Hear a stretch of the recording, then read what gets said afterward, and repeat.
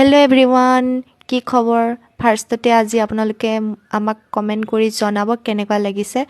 আমি কাৰণ অৰুণাচলৰ ট্ৰেডিশ্যনেল গালে পিন্ধি গৈছিলোঁ। এইটো ভিডিঅ' কালিৰে হয়, মই এডিট কৰা হোৱা নাছিলে, সেইকাৰণে মই আজি দিলোঁ। সিদিনা মেলালৈ যোৱা ভিডিঅ' দিছিলোঁৱে, ভাবিলোঁ কালি গৈছিলোঁ যিহেতু আৰু অলপমান লৈ আহিছিলোঁ, ভাবিলোঁ আজিও দি দিওঁ।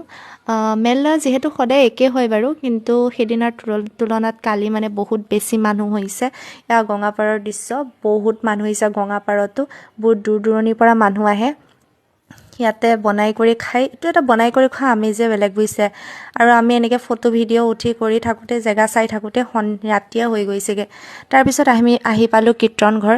কীৰ্তনঘৰত আহি পালে ইমান যে মনটো ভাল লাগিছে। আমি এয়া গোসাঁই ঘূৰোৱা মানে পালোঁহি, গোসাঁই ঘূৰাই আহি আছিলে আৰু ইমান যে মনটো ভাল লাগিছে।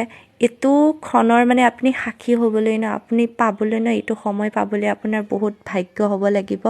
আমি বহুত নিজকে লাকি ফিল কৰিছোঁ কালি আমি এই সময়খিনি পাই পেলাই।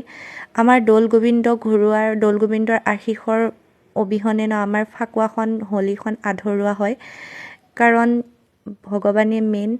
আমি লৈ পেলাই আমি ইমান আনন্দ কৰোঁ। আমাৰ বৰদোৱাটো এনেকৈ হয়। কেনেকুৱা লাগিছে জনাব। আজিলৈ আহিছোঁ, বাই বাই।